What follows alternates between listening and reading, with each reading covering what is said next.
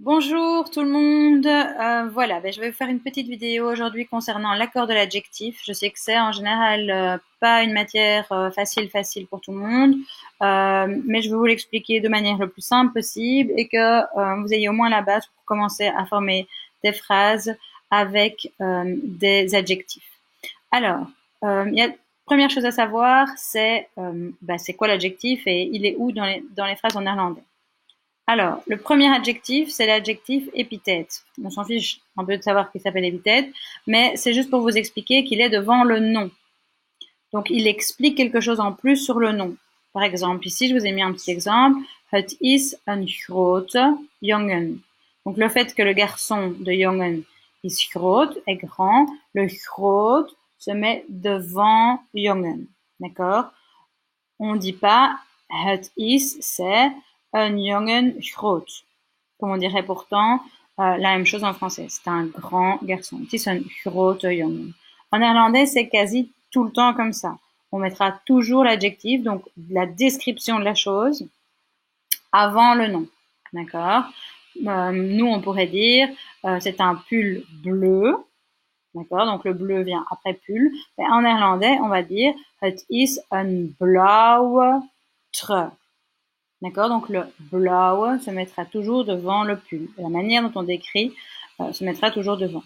Il y a une autre forme d'adjectif qu'on utilise aussi de temps en temps, c'est un qui est après le verbe. Celui-là, on l'appelle en français l'adjectif attribut.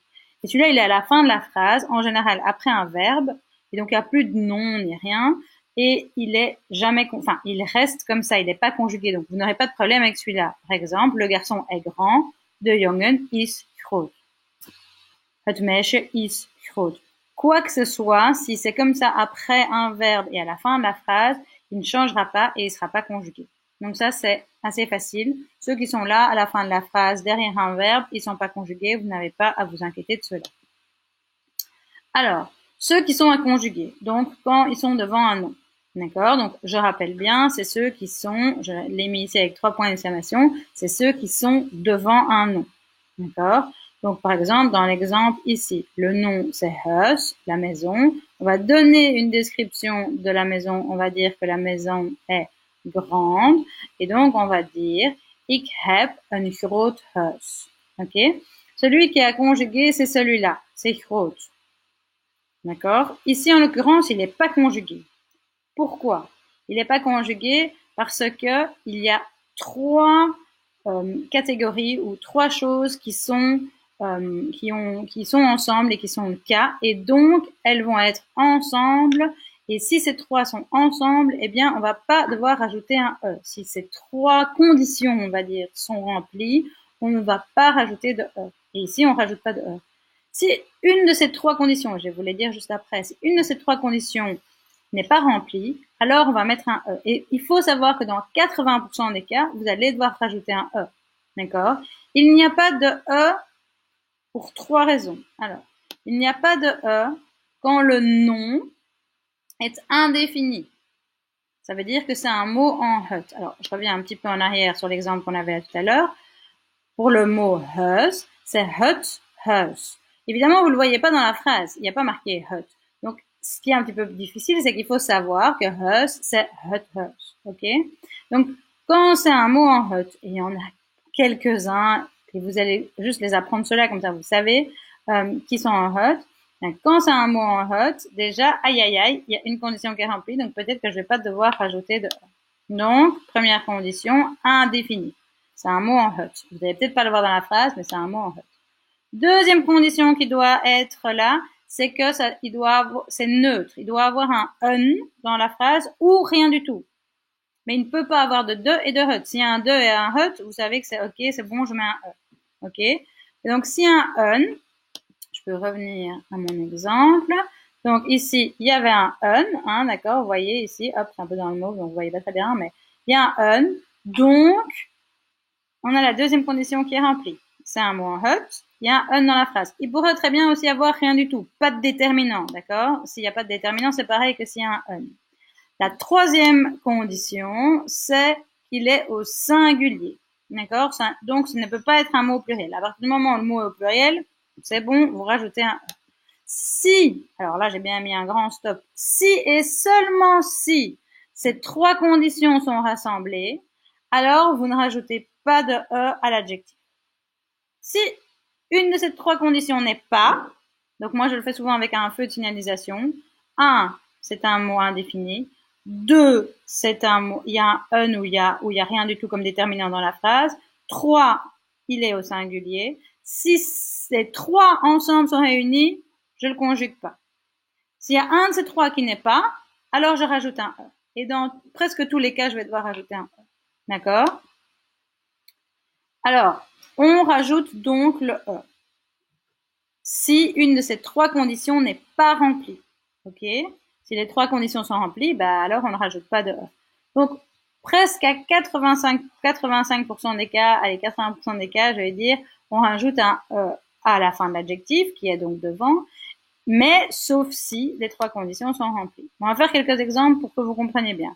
Ik heb een mooie kamer. Alors ici, j'ai conjugué mooie, parce que vous voyez qu'il y a un E. Vous voyez là, mooie, je vais peut-être le faire par en dessous, on voit pas très bien. Mooie kamer. Ok? J'ai rajouté un E. Pourquoi? Bah, c'est bizarre. Madame, vous aviez dit que quand il y avait un on ne devait pas rajouter E. Ah oui, non, mais ça, c'est qu'une condition. Kamer, c'est au singulier, pourtant, madame, hein, donc là, il y a deux conditions. Ouais, mais c'est deux ou het kamer? C'est deux kamers. Ah ben là, c'est foutu. Il y a une des trois conditions qui n'est pas remplie, donc on rajoute un E. Ok? Mais par exemple ici, het is een mooi meisje. Et cette fois-ci, madame, vous n'avez pas rajouté de E. Pourtant, il y a un un. Ah, ting, première condition remplie. Meisje, c'est singulier. Ting, deuxième condition remplie. Et c'est het meisje. Ting, troisième condition remplie. Les trois conditions sont remplies. Donc, je ne rajoute pas de E. Je ne peux pas rajouter de E parce que c'est neutre, indéfini, singulier. Pas de E. Ok? Ça, c'est la différence. Vous voyez, le mooi, bah, c'est le même mot dans la phrase d'avant que je vais vous remettre maintenant ici, mooi. Sauf que la kamer, c'est de kamer. Donc, je dois mettre un E. Et ici, meisje, c'est het meisje. Donc, je ne mets pas de E. D'accord? On peut refaire la même chose ici. Ik speel een leuk spel. Je n'ai pas mis de E. Pourquoi? Reprenons nos trois conditions. Il y a un un. Donc, ting, première condition réussie. C'est het spel. Ting, deuxième condition réussie. Et c'est au singulier. Donc, première condition réussie aussi. Ça fait ting, ting. D'accord? Donc, neutre, indéfini, singulier. Les trois conditions sont réussies. Donc, ben, on ne rajoute pas de E. On fait avec la même chose, sauf que je joue des spelletjes.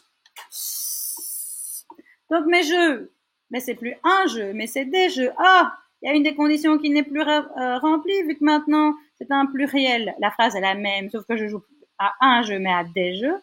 Et ben donc, à cette fois-ci, je vais devoir rajouter un E. Ok?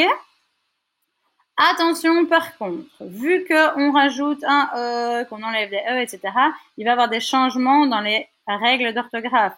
Donc parfois, par exemple, je pense à groot, grote, etc., il va y avoir des O qui vont disparaître et des O qui vont être en plus. N'oubliez pas que dans une syllabe fermée, un son long s'écrit avec deux O. On dit groot, mais par contre, grote, on en a met qu'un. Mais ça fera partie d'une autre vidéo. Vous pouvez aller voir la vidéo sur les règles d'orthographe. D'accord? Si jamais vous n'êtes pas sûr. Mais donc, ça change dans les règles d'orthographe. Faites attention à certains mots. Ok.